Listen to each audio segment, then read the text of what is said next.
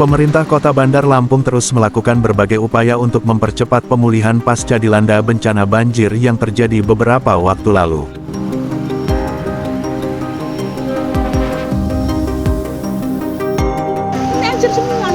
Pemerintah melalui Dinas Pekerjaan Umum Kota Bandar Lampung, saat ini sedang gencar melakukan pemulihan dan penanganan banjir, mulai dari rehabilitasi sungai meliputi, pembangunan drainase, talut, dan bronjong sungai yang rusak akibat bencana banjir.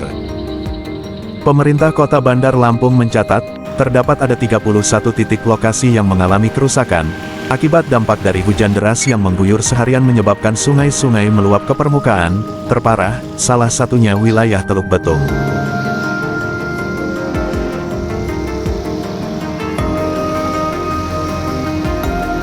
Berdasarkan data tersebut, tim Komite Pewarta Independen kemudian menelusuri ke beberapa lokasi terdampak banjir yang berada di wilayah Teluk Betung, untuk melihat langsung kondisi terkini serta melihat proses pelaksanaan penanganan banjir di lokasi.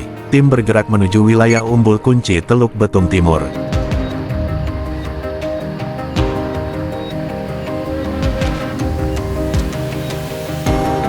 Batang singkong itu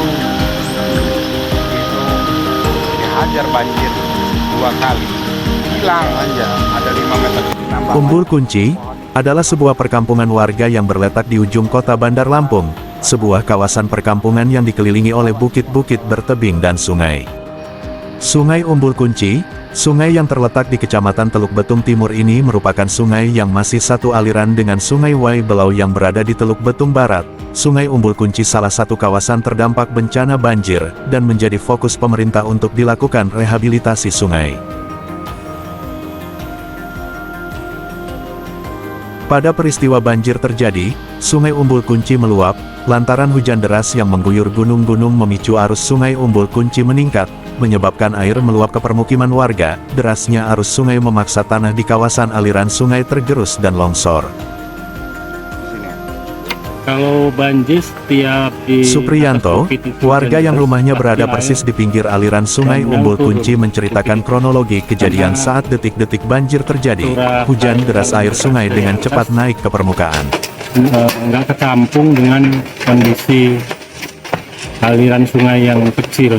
Kebetulan alhamdulillah dari Pemda Kota Bandar Lampung sudah memberi bantuan berupa bronjong ini, ya sangat berterima kasih, karena bagaimanapun kalau air datang itu kami yang di posisi pas di tempat jatuhnya air ini sangat was-was.